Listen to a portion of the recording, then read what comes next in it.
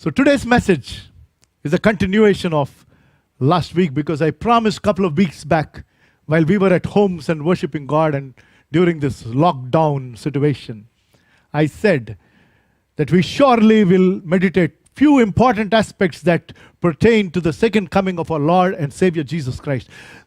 One fact that is going to happen in the future for sure, 100%,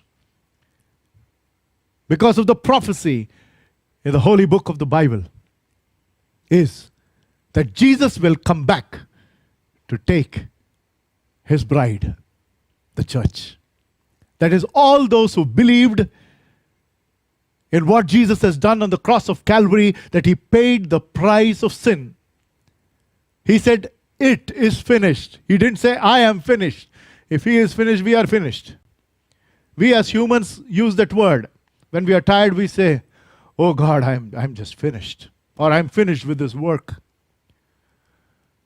And our lives will finish anyways.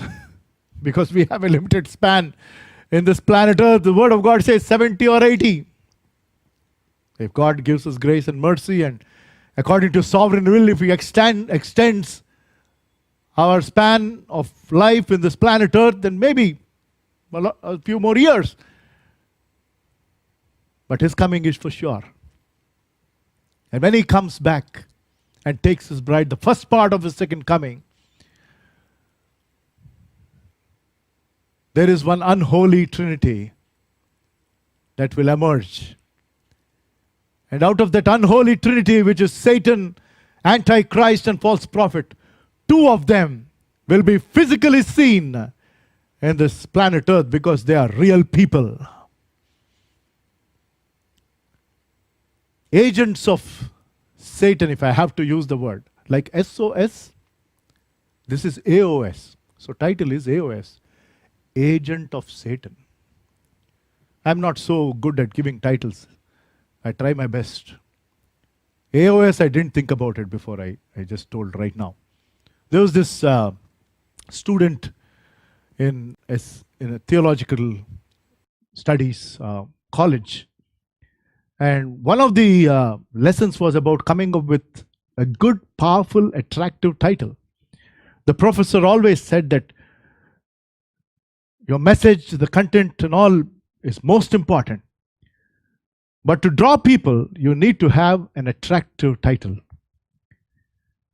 So they were learning how to come up with good titles, and one of the students came up with some title, and the professor said, "With this kind of title, nobody will ever want to listen to your message. Take it from me." And he gave an example as to how a title should be, He said, after you graduate and you start pastoring a church, and assuming that you will have your church which is in a place where it can be seen and things like that, closer to any road, so to say. As people commute in cars or buses and so on, the title should be so powerful. If there's a busload of people are crossing on that road, which is close to your church, the title should be so attractive that everybody in the bus should immediately see the title and come into your church. That is how powerful the title should be. This guy goes, thinks whole night, and comes up in the morning. He says, "Professor, I have a title for my message, for the example that you gave." He said, "What is the title?" He said, "There's a bomb on your bus." I am sure people will just run out of the bus. Will they come into the church or run away? That's a different story. But he took it in the literal sense, in that sense.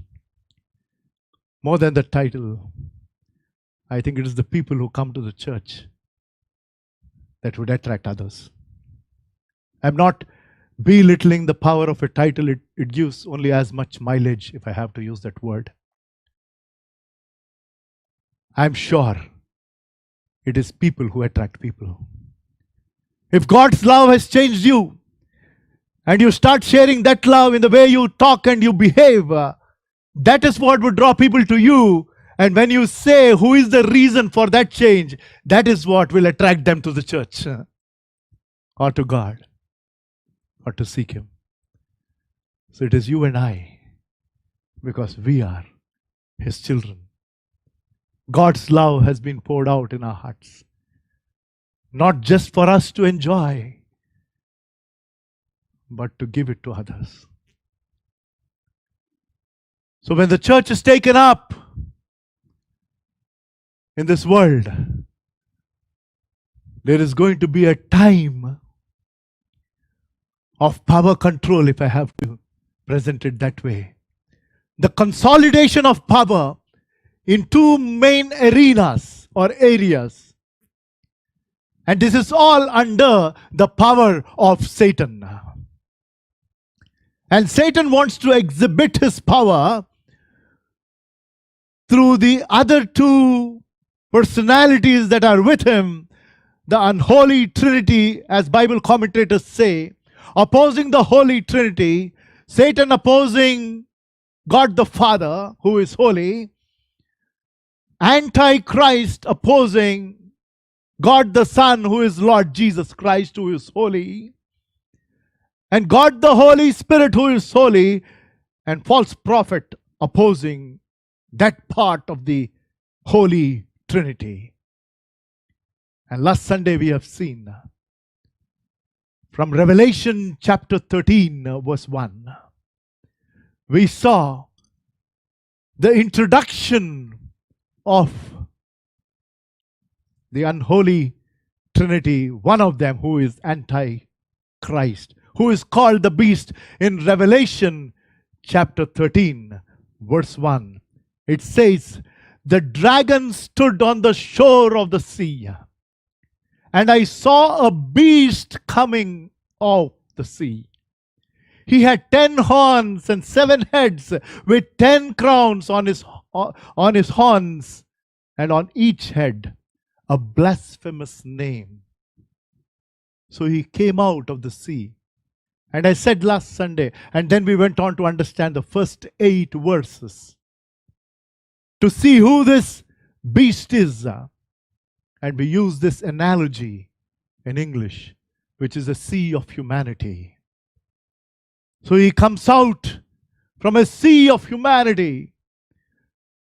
10 horns symbolize his power, and he takes control.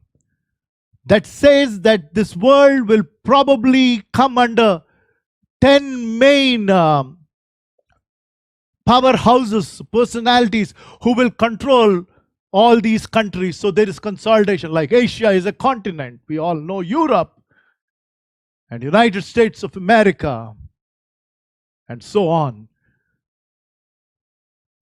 So there will be 10 main people, political leaders, great personalities, but among them will be the most powerful personality who is going to take control. We saw it last week. And today, we will see the one who is going to assist this agent of Satan. And he is described as another beast. In Revelation chapter 13, verse 11, it says that, "Then I saw another beast." So, he is also a person. There was a beast who came out of sea. There is another beast. That means similar. And in Greek, the word is allos, which means another of the same kind and quality. Another of the same kind and quality, as cruel as the beast who is Antichrist. And it says, coming out of the earth. Verse 1 says that he comes out of the sea. So the Antichrist is coming out of the sea, and this beast is coming out of the earth. So the question is, what does that signify? Help us understand. I took a while. I referred numerous commentaries, credible commentaries of this exposition of Revelation chapter 13, verse 11, to get to the bottom, to understand what does it mean that he comes out of the earth. In comparison, coming out of the sea was relatively easy to understand. Coming out of earth, there were numerous interpretations, but this is what convinced me or gave me clarity, if I have to say, that man is made out of mud. We all know. God took some mud and he gave shape, and then he gave his breath, and that's how man came into existence. So he, in that sense, from the earth also signifies that he is a man, a real person, but somebody who just probably didn't have a big name, so to say. So doesn't belong to the so-called big powerhouses, but has slowly moved up, as they call in the corporate language. I've been in the corporate world for long. They say in the corporate ladder. So he is not from the corporate, he's from the religious world. So Bible commentator says probably the apostate church, a church that, which is already prevalent. And by the way, this church is prevalent, not the real church, but the apostate church, a church that is so worldly. And I'm talking to all those people who are related to that worldly church.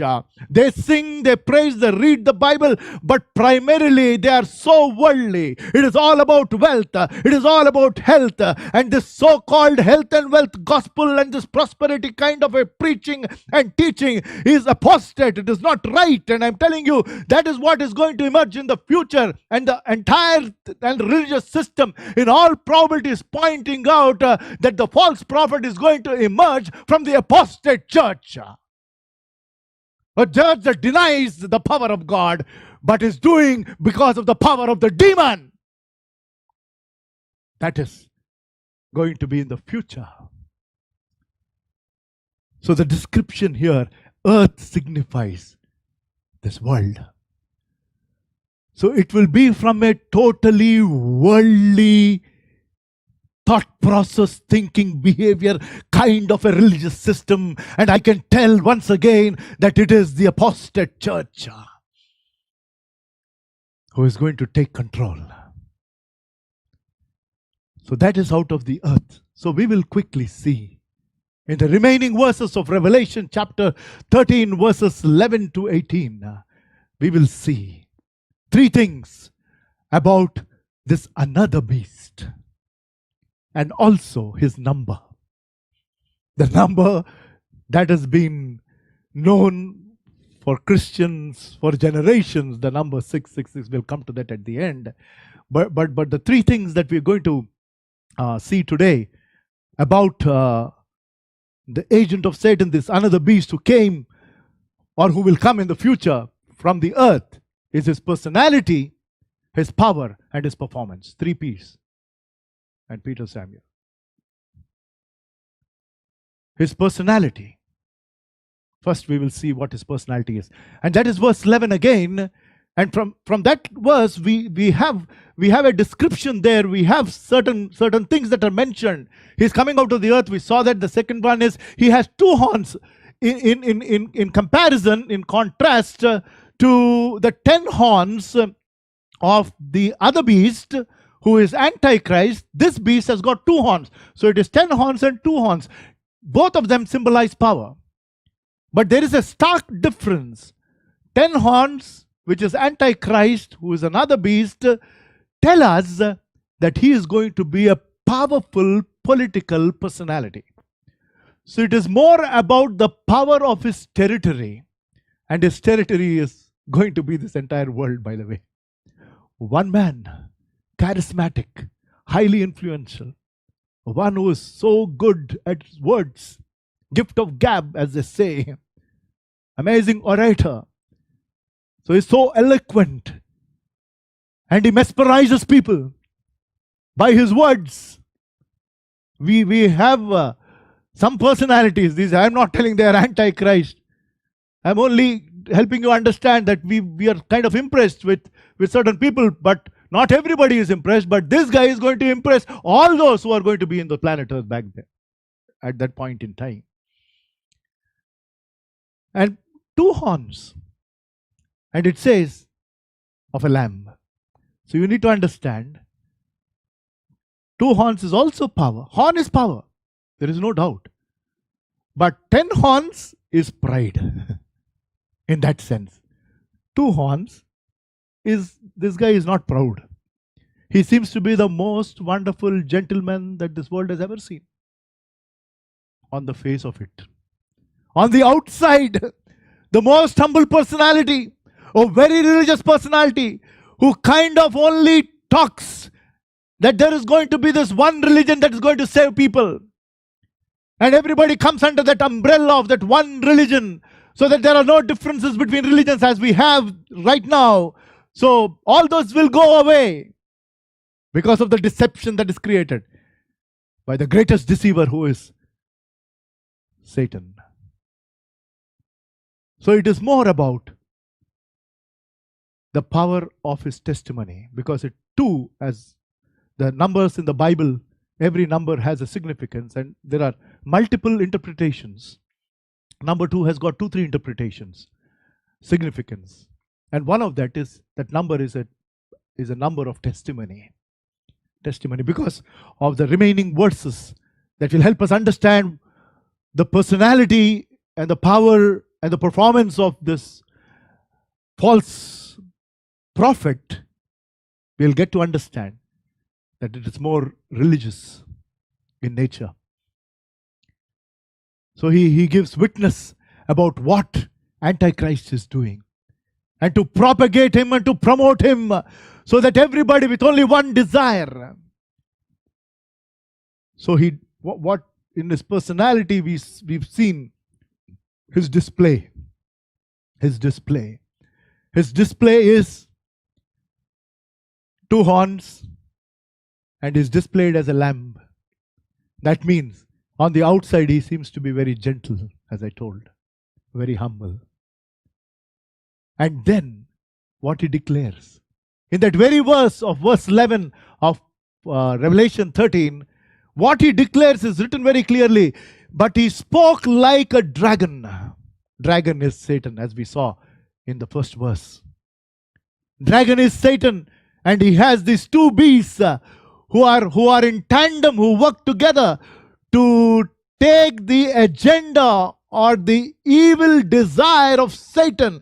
The only desire of Satan is he needs to be equal to God. He needs to be worshipped as God is being worshipped.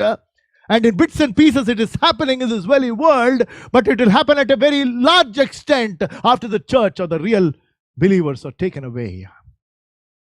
So that is his declaration. In the English, there is this saying. It says, don't judge the book by its cover. So on the outside, while Antichrist will come across as a very tough, brutal leader who wants total dominance, so he's ruling out of pride, but powerful. But you have this false prophet who is taking control of the religious system that has been prevailing in this world. All the different religions that probably will exist at that point in time will kind of come under this, the so-called apostate church. And then he takes control, but yet seems to be the most gentle person who is only there to resolve the problems of mankind, to take care of the needs of people. And we will see how that happens. So that is the personality of the beast for you. Second, the power of the beast. And we will see 2 things. One is the source of this power, which is very clear in verse 12, and then the scope of his power. The source of his power and the scope of his power. The power that is being supplied to this false prophet is the power of Satan, because it's written in verse 12 of Revelation chapter 13. It says, he exercised, this false prophet, he exercised all authority of the first beast on his behalf. He exercised all authority of the first beast, and we have seen the first beast's power came from Satan. That is Revelation 13:2. We don't have to see. And made the earth and its inhabitants worship the first beast, which is Antichrist, whose fatal wound had been sealed. We'll come to that. As I told in the message last Sunday, if you have heard, if you're not, I encourage you to do so. You will understand that the whole desire of Satan is to fake what God has really done. To see that the world is deceived by the genuine things God did. This guy does deceiving things. One is his faking resurrection, projecting that this personality of his has gone through death but rose again. So his resurrection, or it appears to be dead, but the world will believe he rose from the dead. So, and the false prophet will be accepted as a man of God. As a man of God. Because he will come across as the greatest solution that God can provide. But it is all happening through the power of Satan. And he ensures that everybody is turning to the beast, the other beast. He is also a beast, but the other beast who is Antichrist, to see that the world will turn to him and to bow to him and worship. So the scope of his power is this entire world. So Bible commentators say that he will facilitate a worldwide religion. A worldwide religion.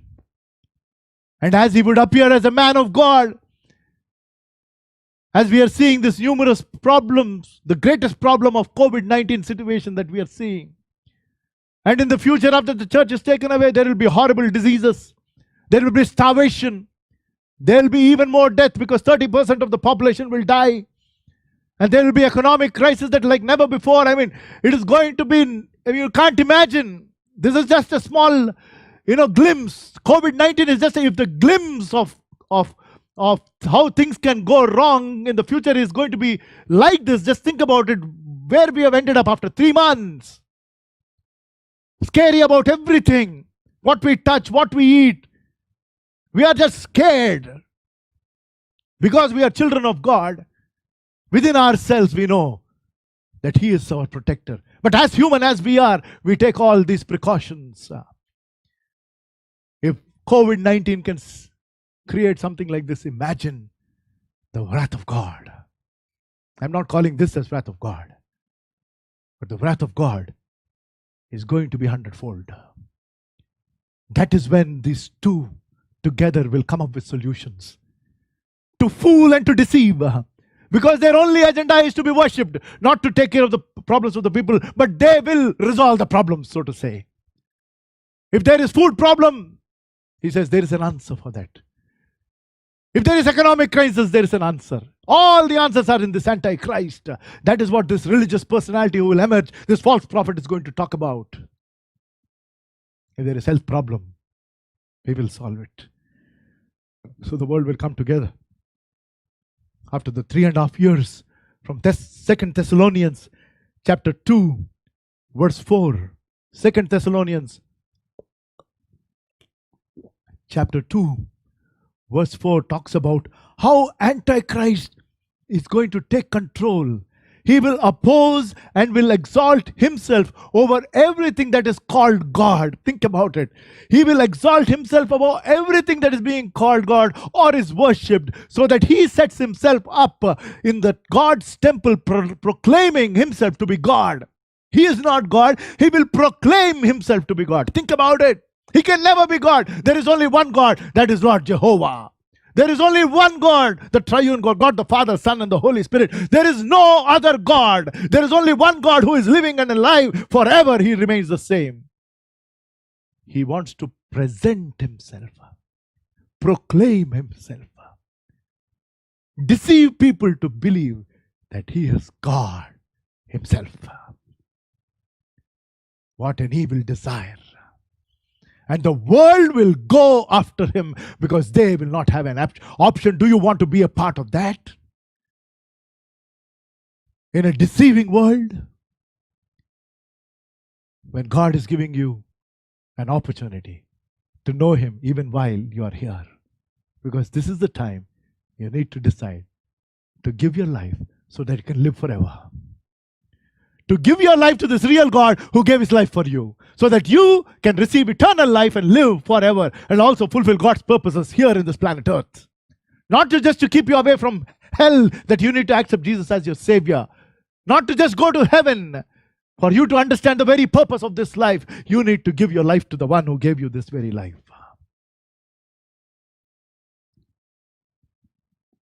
So in verse 12 of Revelation 13, it says, this guy does it in his presence. He exercised all this authority of the first beasts on his behalf or in his presence. So we saw the personality of this beast, the false prophet. We saw his display. We saw what he declared. We saw the power of this beast.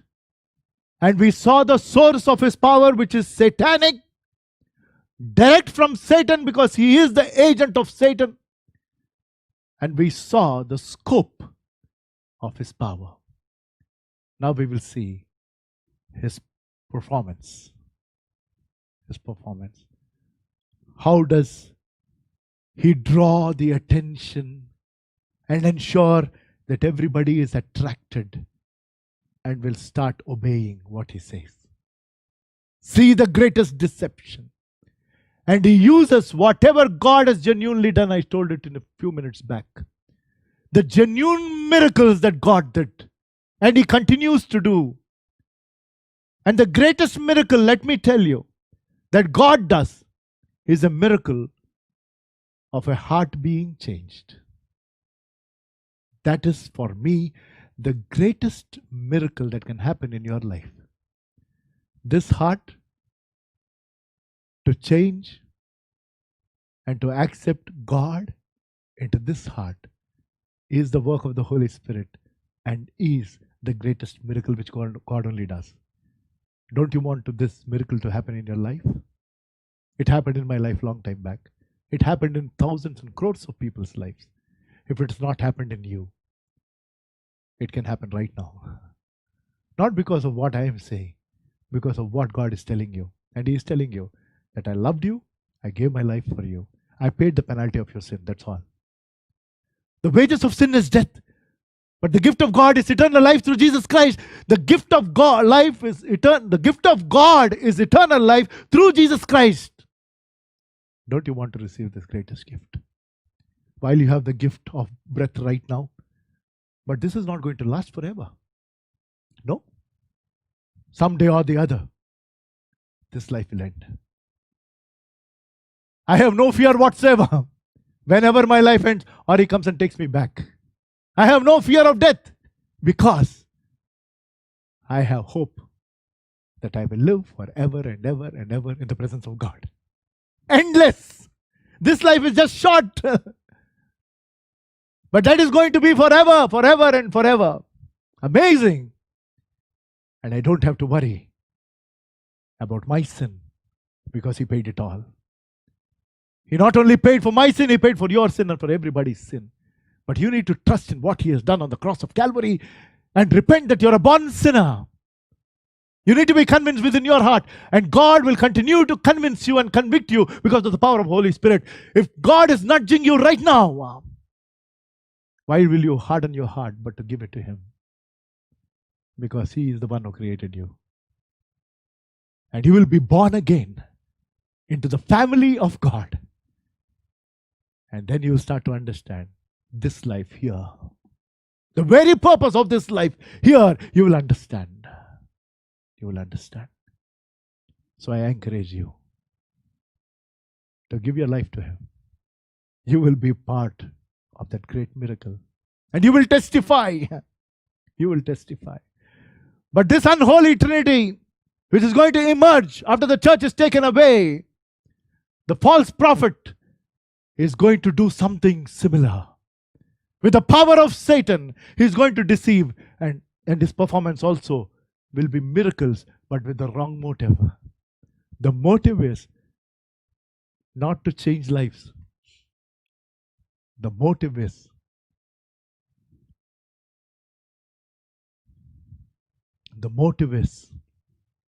to see that they worship Antichrist. The motive is wrong. The motive is unholy. The motive is evil. So what are these miracles? Verse 13 of Revelation 13.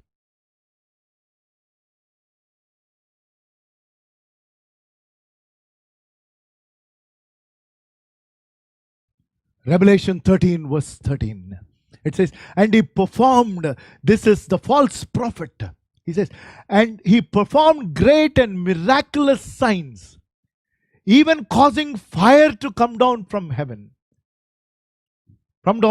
to earth, in full view of men. Why? Why fire coming down from heaven onto the earth? Obviously, with technology and with the kind of connectivity that we are seeing here.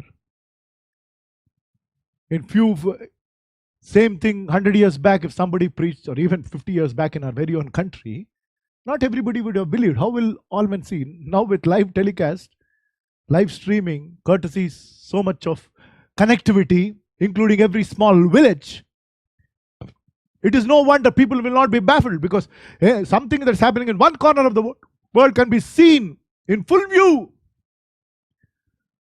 So when fire is coming down from heaven to the earth and it is being telecast live, people will be like, wow, we have never seen anything like this. And that was going to attract. But there was a time when there was no technology.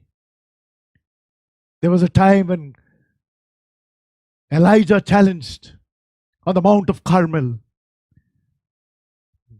the priests of Baal, the worshippers of Baal. He said, today it has to be decided who is the true God. It must be decided. Why do you waver between these two mindsets? Why? Either Jehovah is God or your God is God. Let us settle. I mean, there was no challenge like this ever. Facebook, there are a number of challenges these days. I'm not part of any of them. Women started sari challenge. I don't know, men started with what challenge. That's okay, on the lighter side. But this was no easy challenge. For one man, go and read from 1 Kings chapter 18. From God said there was only one. And here there were 400 plus. Whole day they were praying, nothing happened. And verse 36, 1 Kings chapter 18, verse 36, when Elijah started praying, fire came down. It was real.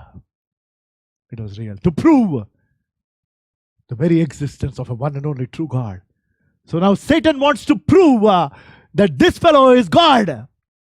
He has the power of the demon, but he wants to project it as the power of a real God. So he will bring down fire for people to turn to him. And verse 13 of Revelation chapter 13 we saw, and it says that he will bring down fire.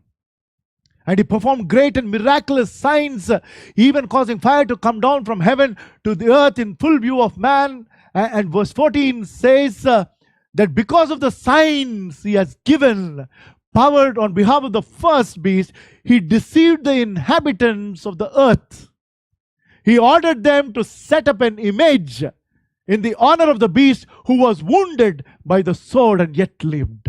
So he comes up because of this miracle that fire came down. So now he says, let us put up a statue. And verse 15, of Revelation chapter 13, verse 15, he says, he was given power to give breath to the image of the first beast.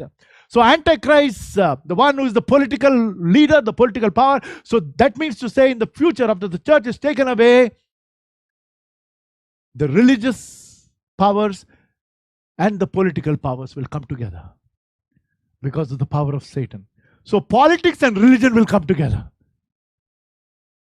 And all religions coming under one big religious umbrella, religious systems umbrella, because of the false prophet, and all powerhouses coming together under Antichrist, and these two are together. So this world will experience a union among politics and religion, and all together will influence and will push and force people who are going to live at that point in time to come under their control. They have no choice. And we'll see that when we come to the number. He was given power. Verse 15 of Revelation 13. Verse 15 says, he was given power to give breath to the image of the first beast so that it could speak and cause all who refuse to worship the image to be killed. So the statue of Antichrist. We are seeing big statues these days. But they don't have life. But this statue that will come up in the future will suddenly get life. And will appear to talk and speak. In Las Vegas, I haven't been there, by the way, of the many things that are there, I believe there is this place called Caesar's Palace. And there are 3 great fountains there. This is courtesy Google. A building and a part of a building of the Forum Shops. And it's a huge shopping complex. And the scene is that the creation is as if that you get into this Caesar's Palace. The feel, because of technology, is you are actually walking in the ancient Roman Empire streets. It will be as real. And the statues in the fountain begin to move and talk, I believe. It's right now I mean, everybody knows that they are statues, but the way they created it is, it seems so real that the statues are moving and the statues are talking. So if man, I mean, why I gave that stupid example is, if man with the wisdom that they have can create so many things, and there is this virtual reality, as they say, that it's not real, but it appears to be so real. By use of technology, if man can do something like that, because of satanic power, don't you think this is going to happen? The greatest deception, that the statue of the Antichrist has got breath and is talking. What is the agenda? What is the motive? That people should worship. And for those who don't worship, because there will be people, as I told last Sunday, there will be people who are going to change even in this great tribulation. That doesn't mean that you stay till that time. I cannot guarantee your life, neither can you. So we have got only today, not tomorrow. Yesterday is gone. You need to turn to God today, not tomorrow. But whoever is alive at that point in time, there is still opportunity for them to change. But life will be like hell here on planet Earth. It will be literal hell, because you will not be able to do anything. And you will be facing the wrath of this demonic group. That is how it's going to be. We have trouble believing, because people might say, in this age of advanced science and technology, how will somebody just be fooled? Some group of people being fooled is happening now, and it may happen, but not the entire world. Let me tell you. When somebody projects, let me be very clear, if somebody projects that he has got answer for every problem, health problem, wealth problem, and every problem, irrespective of how much ever technology is there or wisdom you have, people will fall for it. Because end of the day, they need good health, wealth, and happiness. And this guy, along with the false prophet, will promise exactly that.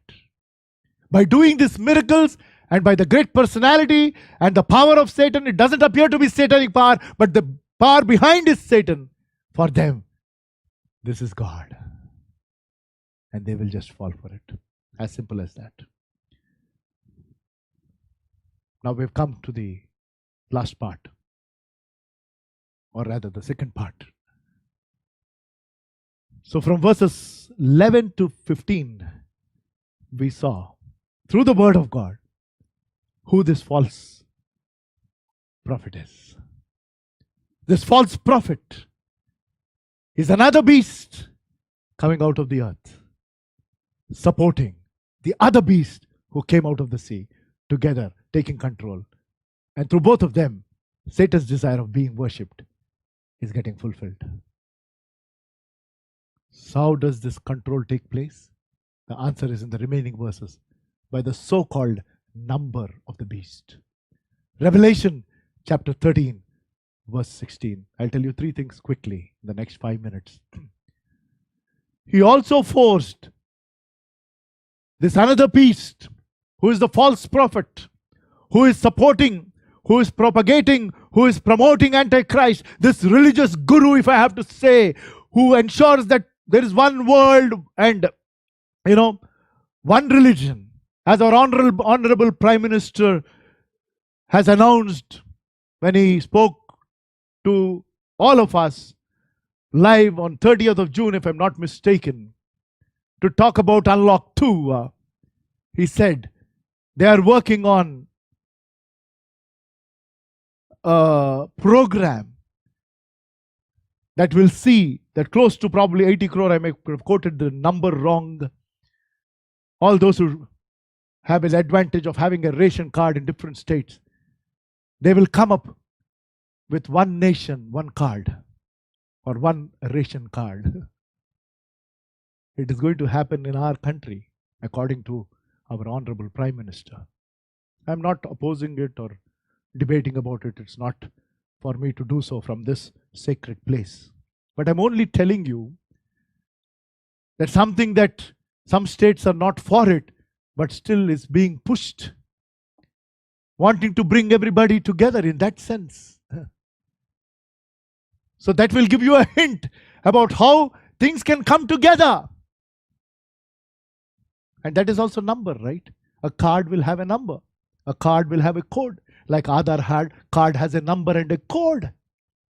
And that is exactly how it is going to be in the future, because coding is everywhere.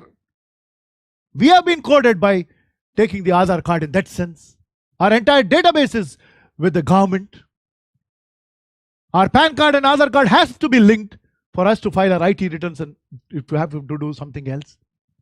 So verse 16 says, of Revelation chapter 13, verse 16 says, he also forced everyone, small and great, please listen, rich and poor, free and slave, to receive a mark on his right hand or on his forehead. I've used the word ecumenial, which is universal. So this mark is universal.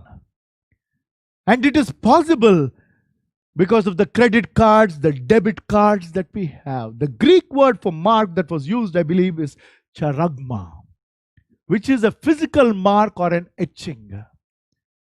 As in glass, they etch certain designs. So that is how it is. Bible commentators say it probably could be a mark that is visible or invisible, but it is a mark. So everybody, whoever is going to live at that point in time, you can't say, I don't want, because if you realize that this is demonic and you say that no, then you are going to face the wrath of the beast. Because if you don't have the mark, the answer is in verse 17. There is something that is going to happen.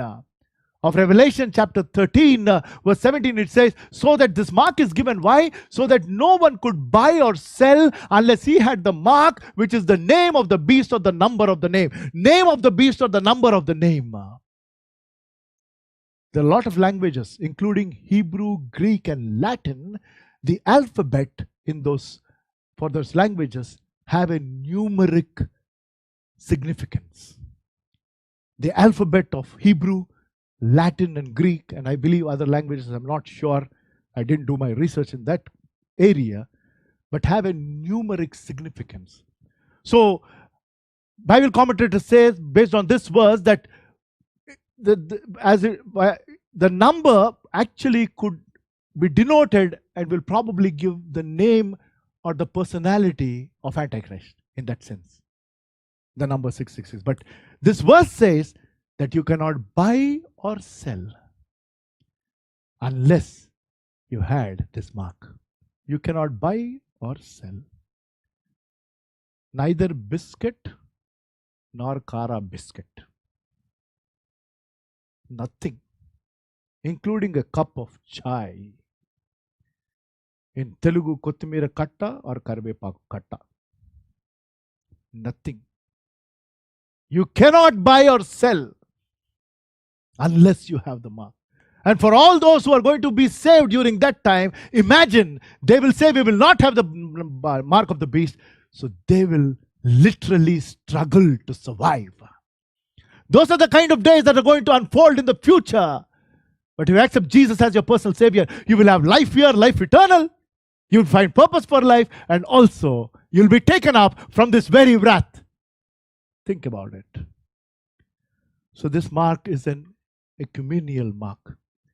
It is an economic mark.